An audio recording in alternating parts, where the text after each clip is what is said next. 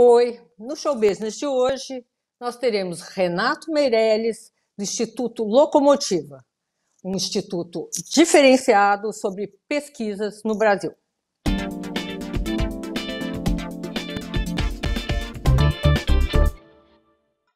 Oi, Renato, muito bem-vindo ao Show Business, nosso programa. Vamos conversar sobre esse Instituto Locomotiva que você criou, que é maravilhoso.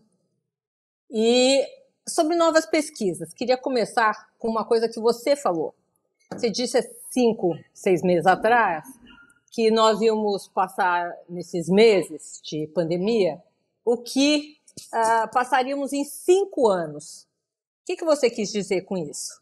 Há 5 meses atrás a gente previu algo que está acontecendo, que é a aceleração de uma série de processos que já estavam latentes na sociedade brasileira. Nós estamos vendo as pessoas usarem muito mais os meios eletrônicos de pagamento, por exemplo. Um processo de aceleração digital que não aconteceu em nenhum outro momento da história brasileira. Uma democratização maior das tecnologias, um crescimento maior na relação custo-benefício que os consumidores esperam com as marcas. Todas essas mudanças que já estavam em curso na sociedade brasileira cresceram substancialmente com o processo da pandemia. Você acha que essas mudanças foram só por fora ou por dentro também? As pessoas estão enxergando o mundo e os objetivos de uma maneira diferente? Vocês têm algum levantamento em relação a isso? 9 de cada 10 brasileiros podem não saber para onde vamos, mas têm certeza que não voltaremos a ser como antes. Essa pesquisa mostra claramente que o tal do novo normal ainda está em processo de construção, né? Ninguém sabe direito como vai ser. Mas depois de tanto tempo de confinamento, é óbvio que os hábitos mudam. As pessoas começaram, por exemplo, a se perguntar se precisavam comprar tudo aquilo que elas compravam antes. Imagina que a pessoa está um tempão dentro de casa. Será que eu preciso mesmo dessa esteira elétrica que eu comprei quando a economia estava crescendo em 2010? Será que eu preciso mesmo ter esses 4 aparelhos celulares guardados aqui na gaveta? Será que é tão necessária a quantidade de roupa que eu tinha nesse processo? Então, do ponto de vista de consumo, as pessoas começaram a se perguntar se tudo aquilo que ela tinha comprado em outros momentos era de fato necessário. E começou, portanto, a vender coisas que antes estavam guardados lá no fundo do armário, e quando você passa um tempão dentro de casa, aquele fundo do armário começa a crescer, a criar monstros, né? E você quer se livrar disso. Mas do ponto de vista humano, as coisas mudaram também. Você tem acompanhado, como jornalista, o processo longo de polarização que existe no nosso país. Essa polarização meio que mudou durante o processo de pandemia. Não tem absolutamente mais nada a ver com uma diferença de visão que as pessoas têm sobre o papel do Estado, sobre a economia, né? Passou a ser uma divisão das pessoas que tem um jeito de enxergar o combate ao coronavírus e as pessoas que negam a existência e o perigo real do coronavírus. E isso é um novo processo de divisão da sociedade brasileira, mas que busca mais consensos do que dissensos. Olha, vamos dizer também que isso não é um processo exclusivo nosso, né? Isso tem acontecido pelo mundo, essa politização, né? Do problema do coronavírus. Nessas suas pesquisas que você tem feito, existe alguma coisa que te chama mais atenção dentro do levantamento, nas pesquisas que você fez aí nos últimos 6 meses, que o Instituto Locomotiva fez? A gente fez mais de 24 pesquisas nos últimos 4 meses com foco no coronavírus. Com foco na realidade das favelas e do asfalto, com foco no consumo, nas mudanças de comportamento, nas relações familiares. Mas teve 2 pesquisas, Sônia, que me chamaram mais atenção. A primeira delas mostra algo bastante interessante. Talvez uma das primeiras fake news do processo da pandemia foi de que o corona era um vírus democrático. Era um vírus que matava igualmente pobres e ricos. O coronavírus pode até matar igualmente pobres e ricos, mas os anticorpos sociais de uma sociedade desigual como o Brasil são muito diferentes entre os mais pobres e os mais ricos. Nós vimos que, de um lado, nós temos pessoas que podem trabalhar, como nós, em profissões de home office é possível. De um lado, nós temos uma parcela dos brasileiros que consegue ficar dentro de casa e tem água encanada dentro da porta. Em que o máximo de reclamação que tinha era faltou álcool em gel na farmácia. Do outro lado, é uma realidade das favelas brasileiras, onde 46% dos lares não tem água encanada dentro de casa. A pandemia não inventou a desigualdade no Brasil, mas ela jogou uma trágica luz sobre os efeitos que essa desigualdade tem na sobrevivência das pessoas. E isso é o que faz com que, mesmo depois de tanto tempo, a gente ainda tenha patamar de morte muito elevado. Mas por que a comoção não é mais tão grande? Porque as pessoas que estão morrendo agora, diferente do início da pandemia, são pessoas presentes nas favelas e periferias do nosso país. Você acha que aumentou a desigualdade, Renato? Você acha que a desigualdade aumentou nessa pandemia? Do ponto de vista estrutural, ela ficou muito clara. Os efeitos da desigualdade ficou muito claro. Do ponto de vista estatístico, por conta do auxílio emergencial, ela reduziu. Mas reduziu durante o processo de existência do auxílio emergencial. Um auxílio emergencial que agora parece óbvio para todos, mas foi durante muito tempo discutido na sociedade brasileira. Vamos lembrar que o Congresso Nacional propôs um auxílio emergencial 3 vezes maior do que o do Poder Executivo. E o Poder Executivo acabou pagando um auxílio emergencial 3 vezes maior também que a sua própria conta, né? O buraco do ajuste fiscal aumentou. Está ruim para os dois lados. Essa desigualdade existente não é só no Brasil, é no mundo inteiro. No Brasil, ela nos chama atenção porque vivemos aqui e nos chama mais atenção porque ela é muito maior. O que vai acontecer? Porque quem vai perder os empregos agora são justamente os mais frágeis. O Brasil ocupa o 2º lugar mundial da desigualdade de renda. Perde para o Catar. Isso faz com que o fosso entre os mais ricos e os mais pobres seja um fosso gigantesco.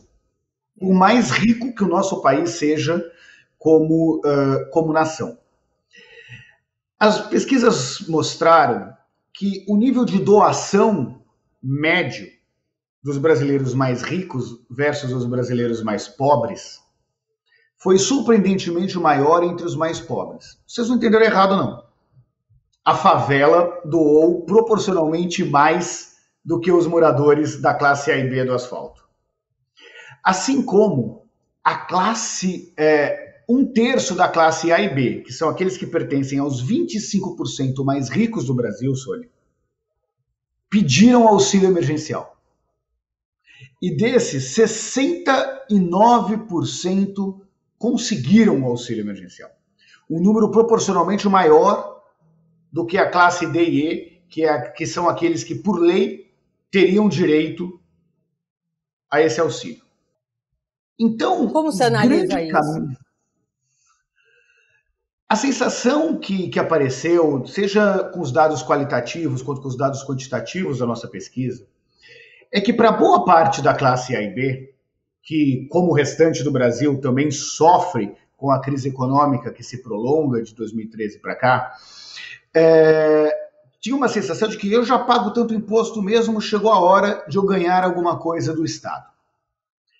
As pessoas não tinham a sensação de que estavam fazendo algo errado. essa foi a nova versão do jeitinho brasileiro e que não entendeu que, na prática, num momento de crise, o Estado precisa oferecer o melhor para quem mais precisa.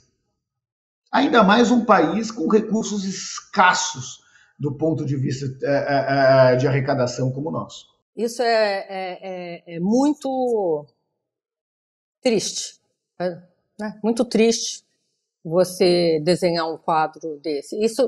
Você acha que esse tipo de coisa aconteceu no Brasil por falta de uma educação melhor, de uma falta de um sentido de comunidade, do cidadão se sentir cidadão? Isso é reflexo dessas três coisas? O processo de polarização que o nosso país viveu nos últimos anos criou uma sensação de vamos cada um por si, em especial da parcela mais rica da sociedade brasileira. Depois de tantas denúncias de corrupção, de tantos casos de desvio de dinheiro público, acabou se criando um distanciamento do cidadão com o Estado, como se fossem coisas muito separadas para eles. Distintas para eles. Na periferia, por outro lado, nós encontramos o que a gente chama de senso de comunidade, ou uma lógica da reciprocidade, onde todo mundo ajuda todo mundo, porque num cenário em que você não podia contar com o Estado, em que você não podia contar com as empresas, a pessoa contava com o seu vizinho.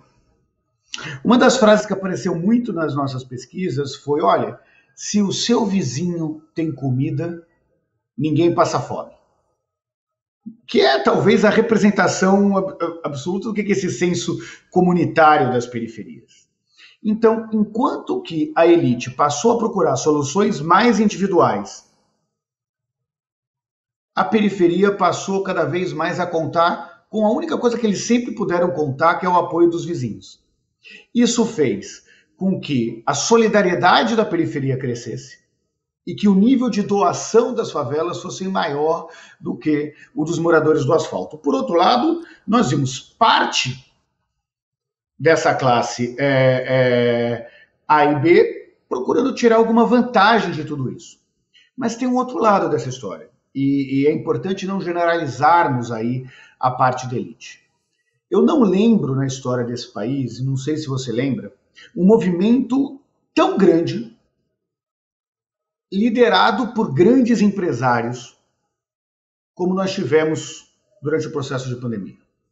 Várias fundações de grandes empresas, várias famílias donas de grandes empresas e de grandes bancos se mobilizaram como nunca para conseguir garantir uma distribuição de cestas básicas, de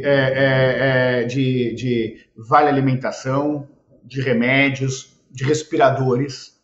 Nós ajudamos e participamos com várias dessas empresas que conseguiram ter um movimento da sociedade civil que não pode ser questionado. Ao que você atribui essa mudança? O que eu pude observar, lidando, diria, diariamente, com boa parte do PIB nacional, que estava procurando, que nos procuravam para entender onde que deveria ser prioridade do seu investimento social, dos seus recursos, foi o entendimento de que a sociedade brasileira como um todo socializa as oportunidades ou ela corre o risco de pagar um alto preço pela desigualdade do nosso país. Então nós tivemos, de um lado, uma mobilização a partir de uma situação de tragédia social do nosso país. E isso é o lado nobre das doações. O outro lado é que ou acontecia isso, ou teríamos de verdade um processo de convulsão social no nosso país. Eu falo sem medo de errar que se não fosse a junção da iniciativa privada no momento zero da pandemia, nós teríamos um processo de convulsão social no nosso país. Nós teríamos saques sendo realizados. Porque antes do auxílio emergencial chegar na sociedade, quem estava lá eram as ONGs com as doações da iniciativa privada. qual vai ser o novo papel do Estado? Eu acredito que está cada vez mais óbvio que a grande maioria da população não está nem aí se o Estado é grande ou se o Estado é pequeno. As pessoas querem um Estado que funcione. E que não aconteça o que aconteceu nessa pandemia, que foram esses saques todos em relação aos recursos de saúde, né? Infelizmente, muita gente ligado ao antigo jeito de se fazer política quis enxergar a pandemia como uma oportunidade para pegar recursos públicos, para vender respirador que não ia ser entregue, para fazer hospital que não precisava, para superfaturar obras de licitação. A vantagem é que todos nós estamos sendo implacáveis em cobrar essas autoridades e esses empresários que não souberam entender a gravidade da pandemia. Não cabe mais no século XXI qualquer tipo de vantagem que custe vidas humanas. Nós podemos agradecer essa transparência aos meios digitais, a uma busca maior. Enfim, hoje alguém que tem um celular, e existem hoje 2 celulares por pessoa no Brasil, na contabilidade, nos levantamentos das associações, você consegue buscar uma transparência e que você possa mostrar sua indignação do que está acontecendo. Como é que isso contribuiu nesse sentido? Se não fosse isso, a coisa seria pior? O empoderamento da tecnologia faz, sem dúvida nenhuma, com que o cidadão fique mais empoderado. Ele consegue filmar um vídeo de um abuso policial ou de uma cena de um hospital que está fechado ou que não entregou algo que tenha sido prometido pela população. As redes sociais conseguem dar voz a essa parcela da sociedade brasileira. Mas também, muitas vezes, deixa o cidadão preso a algoritmos, onde você consegue falar mais para pessoas que pensam parecido com você e que acaba reproduzindo fake news. Então, para mim, tão importante quanto a democratização tecnológica nesse processo de apuração é o fato de ainda termos no Brasil uma imprensa livre. Nunca, como no momento da pandemia, foi tão necessário uma imprensa livre e independente. Nunca, como no momento da pandemia, foi tão importante se dar luz às histórias dessas pessoas que estão perdendo a vida durante a pandemia. O senso de gravidade do que está acontecendo, que é a maior tragédia da história do nosso país e do mundo recente, só é possível de ser narrada por conta de termos uma imprensa livre. Renato, eu vou te interromper um minutinho, tá? A gente volta já já.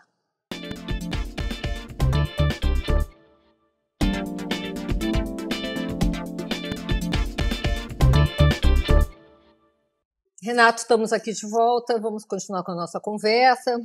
Parece que você tem uma pesquisa fresquinha, saída do forno, sobre o que pensa o brasileiro sobre o futuro, o que ele espera do futuro.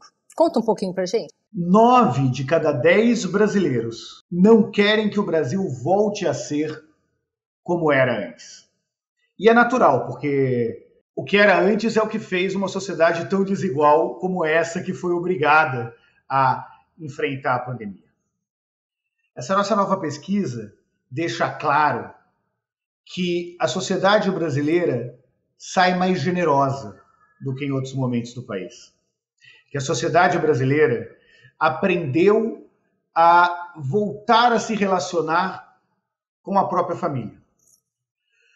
Um dos dados mais interessantes apontados pela pesquisa é o que mostra que não é verdade que nós tivemos um isolamento social. Nós tivemos um isolamento físico. Mas graças às novas tecnologias, amigos que não se falavam há muito tempo passaram a se encontrar. Familiares que antes não conversavam ao redor da mesa, porque chegava cada um num horário, na hora do jantar, passaram a perguntar como é que foi o seu dia, a trocar ideias sobre o futuro. Se, de um lado, nós tivemos um processo de confinamento físico nas famílias brasileiras, do outro lado, nós passamos a resgatar alguns valores que há muito tempo estavam esquecidos na sociedade brasileira. Agora, essa é a parte boa, né, Renato? Também resgatamos algumas coisas ruins, né? Foi violência doméstica, né? Resgatamos também, eu dei outro dia um dado do Google na coluna do Estadão, na coluna direto da fonte, que os cliques por busca da palavra divórcio grátis aumentaram 9.988%.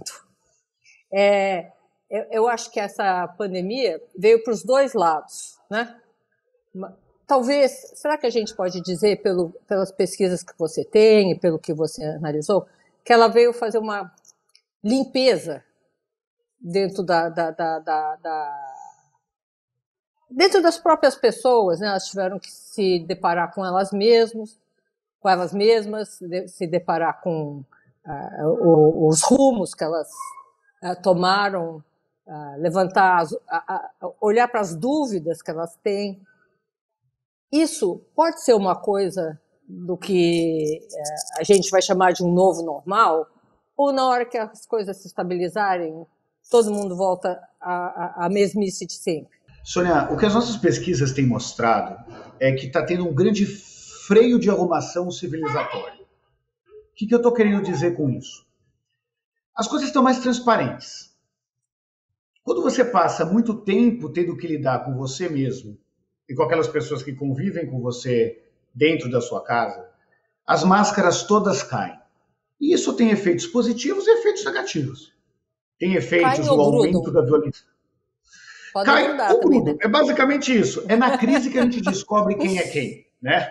A gente sabe disso. Todo mundo já ouviu falar que é quando a coisa aperta que a gente sabe com quem que a gente pode contar, quem tem identidade ou não tem identidade com um determinado pensamento ou um determinado estilo de vida. A pandemia trouxe esse movimento. Muitos casais estão se separando, sim. Tivemos, infelizmente, aumento da violência doméstica que já existia na sociedade brasileira. E nós tivemos casais que voltaram a se apaixonar. Exatamente. Esse excesso de convivência leva também a um processo de autoanálise muito grande das pessoas. Quando você não consegue fugir de você mesmo, você é obrigado a encarar os seus demônios. E ao encarar os seus demônios, eles aparecem. Podem ser maiores, podem ser menores, mas você não consegue mais se esconder deles, como esconder eles de ninguém, ainda mais de quem convive com você. Renato, você faz pesquisa há muitos e muitos anos, né? O Locomotiva pode ser mais recente, mas você, acho que desde criancinha devia fazer pesquisa, 5 anos já fazia um levantamento do que acontecia na família. Qual o nível de confiabilidade, quando você faz pesquisa, de que aquele entrevistado está realmente dizendo o que acha a coisa correta ou está simplesmente inventando alguma coisa para parecer melhor? Sônia, isso é difícil, né? Não, a sua pergunta é uma das mais importantes para entender como se dará o processo de pesquisa no século XXI. Pode parecer estranho isso sair da boca do presidente do Instituto de Pesquisa. Mas eu não sei se as pessoas sabem, mas elas mentem. Elas mentem querendo mentir. Elas mentem sem perceber que estão se enganando. E muitas vezes elas mentem tendo certeza que estão falando a verdade. O desafio de uma boa análise de pesquisa é saber a diferença entre o que a pessoa diz que faz, pensa que faz e realmente faz. E nenhum método de pesquisa sozinho é capaz de entender esse movimento. Por isso que a gente tem que juntar fenômenos de pesquisas quantitativas, onde a pessoa declara que faz alguma coisa, com pesquisas qualitativas em que a gente entende mais profundamente o que está por trás daquelas declarações, com pesquisas de cunho etnográfico, onde, através da convivência constante com essas pessoas, você consegue entender o que ela realmente faz. Você só consegue perceber as tendências do mercado através disso, de uma análise contínua. Por mais que a gente, o que divulgue muitas vezes seja um número, a análise sobre esse número parte necessariamente de uma visão holística, de uma série de metodologias de pesquisa. Renato, acho que, me corrija se eu estiver errada, tá? Mas, por exemplo, você entra no Instagram, eu nunca vi tanta gente feliz simultaneamente, né? Ali ninguém posta algo muito ruim que aconteceu, algum sentimento de fracasso. Aliás, eu tenho uma grande amiga que é a atriz Maitê Proença. Ela está fazendo uma apresentação agora online a partir de setembro, que ela mesma escreveu, cujo título da peça é O Pior de Mim Mesma. Vamos ver o que vai sair. Porque as pessoas só mostram o lado bom, Isso em pesquisa foi uma coisa que eu sempre tive dúvida, porque às vezes a pessoa, para não parecer o lado ruim ou que está ruim, ela mente, né?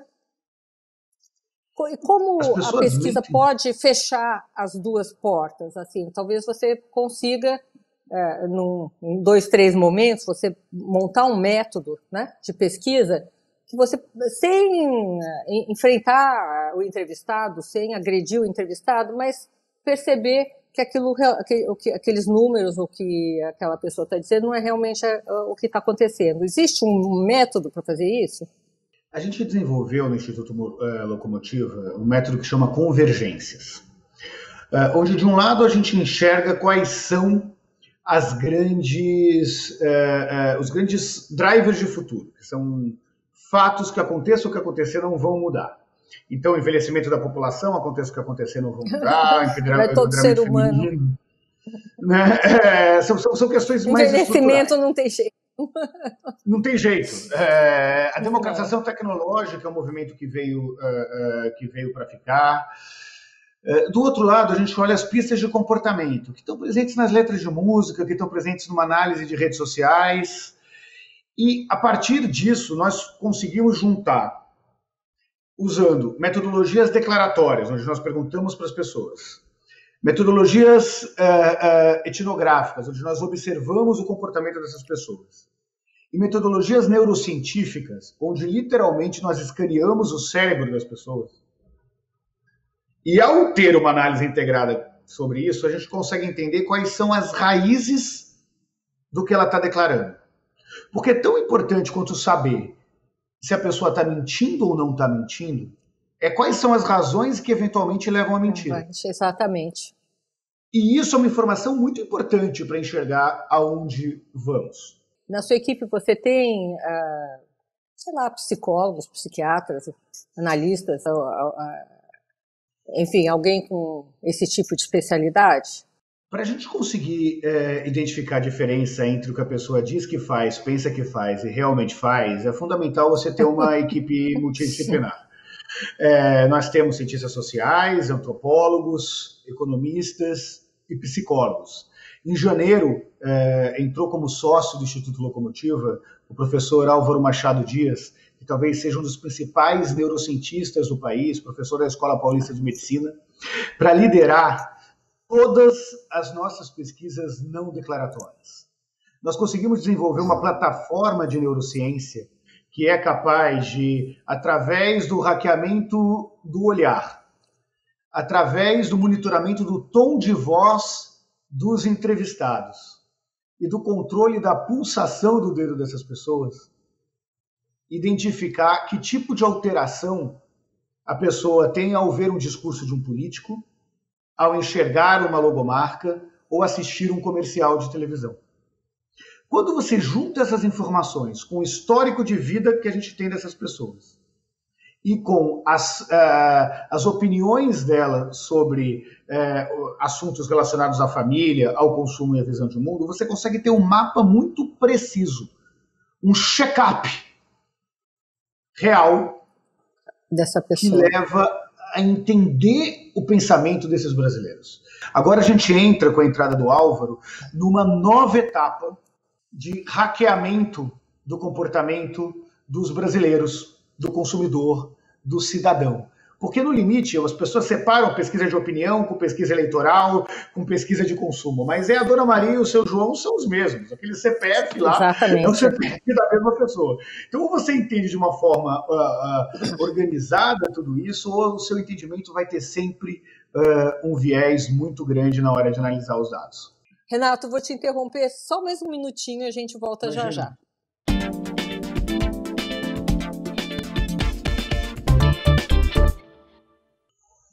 Renato, estamos de volta.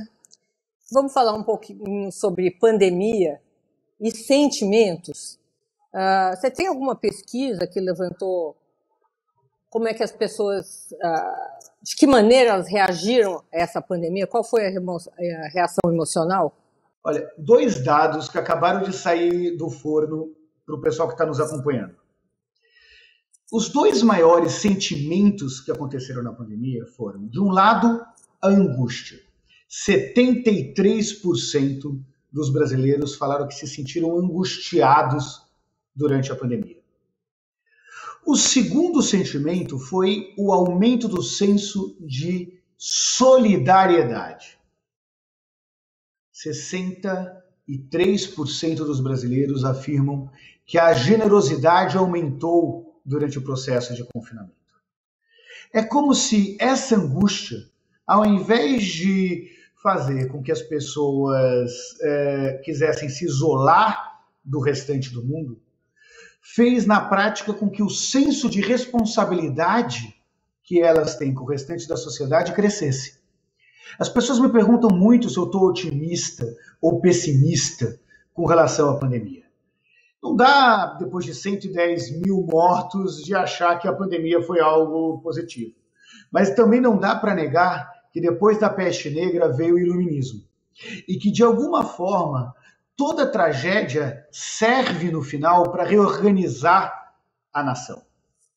Eu não tenho dúvida nenhuma que a redescoberta de que as pessoas que são mais solidárias são maioria, do que as pessoas que defendem a vida e não o vírus formam a maioria, de que os brasileiros acabam tendo que se reencontrar com a sua família e com os seus valores, e isso faz uma sociedade melhor, é o que se pode dizer de legado positivo que nós tiramos de tudo isso. Eu não tenho números, mas eu concordo com você.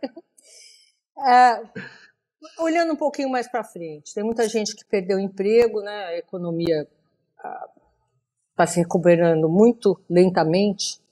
O que as pesquisas te mostram em relação ao futuro econômico hoje aqui do Brasil? Existe as pessoas estão mais esperançosas?